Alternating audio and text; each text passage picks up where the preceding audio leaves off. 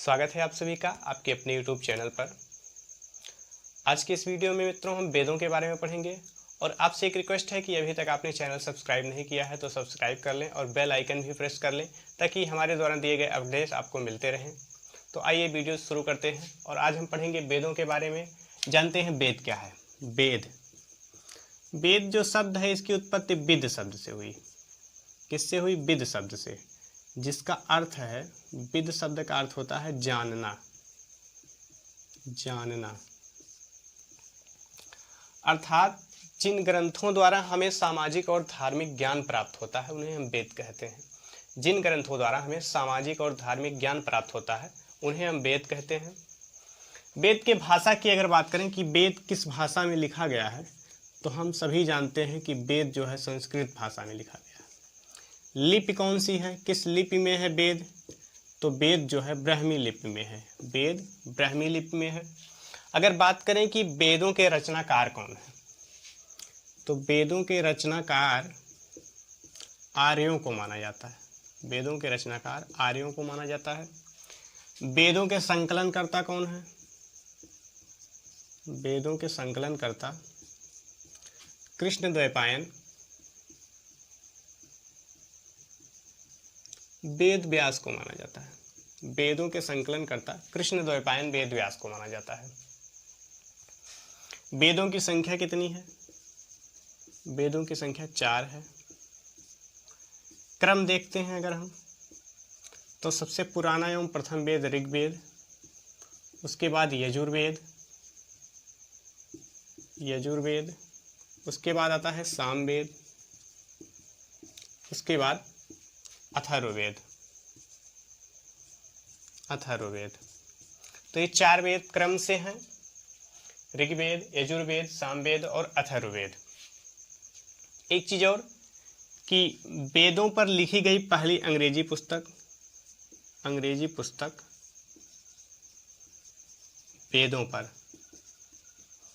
वेदों पर लिखी गई पहली अंग्रेजी पुस्तक sacred books of the east है और इसके रचनाकार जो हैं वो प्रोफेसर जो है मैक्स मूलर हैं। प्रोफेसर मैक्स मूलर हैं। Secret books of the east वेदों पर लिखी गई पहली अंग्रेजी पुस्तक है। इसके रचनाकार मैक्स मूलर हैं। वेदों के कुछ अन्य नाम भी हैं, उनको भी हम देख लेते हैं।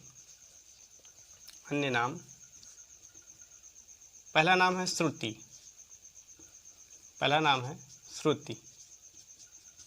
श्रुति का अर्थ होता है सुनकर या सुनाकर। दूसरा नाम है आपुरुषेय। अर्थात किसी पुरुष की रचना नहीं है, किसी एक व्यक्ति की रचना नहीं है।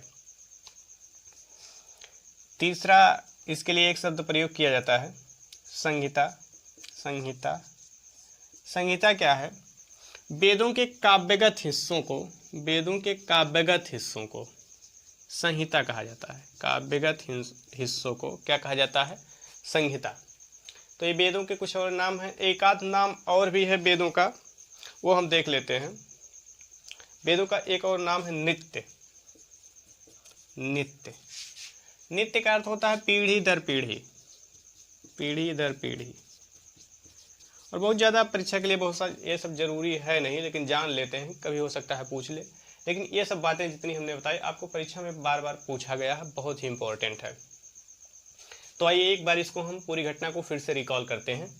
वेद शब्द की उत्पत्ति विद से हुई। विद का अर्थ होता है जानना। जिन ग्रंथों से हमें धार्मिक और सामाजिक जीवन के बारे में जानकारी मिलती है उन्हें हम वेद कहते हैं। वेदों की भाषा संस्कृत, लिपि ब्राह्मी, रचनाकार आर्यों को माना जाता है। संकलनकर्ता कृष्णद्वैपायन वेद व्यास को माना जाता है। संख्या कितनी है? 4 है, ये सब जानते हैं, नाम भी सब जानते हैं और हमें उम्मीद है कि क्रम भी आप लोग जानते होंगे। नहीं जानते होंगे तो याद कर लें, ऋग्वेद, यजुर्वेद, सामवेद और अथर्ववेद। मोस्ट इंपॉर्टेंट, वेदों पर लिखी गई पहली अंग्रेजी पुस्तक sacred book of the east professor Max Muller द्वारा लिखी गई है। वेदों के कुछ अन्य नाम भी हैं। श्रुति सुनकर या सुनाकर, अपुरुषे मतलब किसी पुरुष की रचना नहीं, संहिता मतलब वेदों के काव्यगत हिस्सों को संहिता कहा जाता है, नित्य मतलब पीढ़ी दर पीढ़ी तक चलने वाला। तो इतनी बातें जो है वेदों के बारे में सामान्य रूप से थी। अब हम एक एक वेदों को क्रमबद्ध तरीके से अध्ययन करेंगे। तो आइए इसको इरेज करके और देखते हैं पहले ऋग्वेद के बारे में।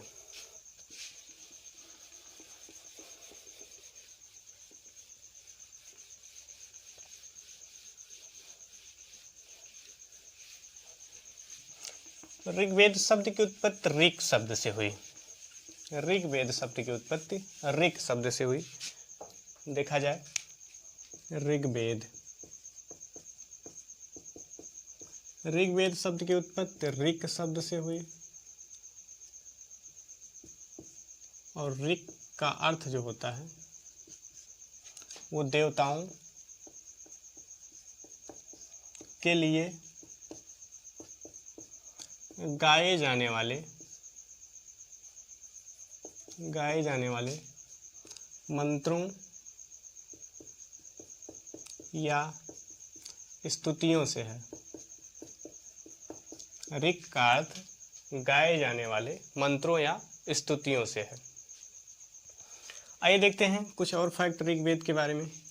ऋग्वेद जो है दुनिया का प्रथम सबसे पहला रचित धर्म ग्रंथ है। दुनिया का सबसे पहला रचित धर्म ग्रंथ है एवं सबसे प्राचीन भी है। ऋग्वेद सबसे पहला एवं सबसे प्राचीन भी है। ऋग्वेद में कुछ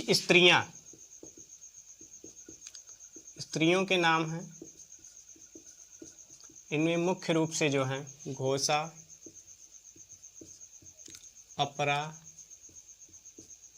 विश्वरा, इन सभी स्त्रियों के नाम जो है ऋग्वेद में आए हैं। परीक्षा में पूछ लिया जाता है कि ऋग्वेद में आए हुए स्त्रियों के नाम या ऐसा कुछ करके पूछ लिया जाता है, तो आप लोग थोड़ा बहुत याद रखेंगे कि ऋग्वेद में किन किन स्त्रियों का नाम आया है। अब देखते हैं ऋग्वेद में कुल 10 मंडल हैं। मंडल कितने हैं? 10। ऋग्वेद में 10 मंडल हैं। सूक्ति कितनी है? ऋग्वेद में सूक्तियों की संख्या कितनी है? 1028 है। 1028 सूक्तियां 2 प्रकार की हैं, मूल सूक्ति और बाल सूक्ति। मूल सूक्तियां कितनी हैं? 1017 और बाल सूक्तियां कितनी हैं? 11। कुल मिलाकर कितना हुआ? 1028। अच्छा, ये सूक्तियां क्या होती हैं? सूक्तियां देख लेते हैं, सूक्ति किसे कहते हैं। सूक्ति जो है मंत्रों या ऋचाओं, ऋग्वेद के मंत्रों या किसी भी वेद के मंत्रों या ऋचाओं के समूह को सूक्त कहते हैं। समूह को सूक्त कहते हैं। और एक सूक्ति में कम से कम 3 मंत्र, अधिक से अधिक 100 मंत्र होते हैं। यानी एक सूक्ति में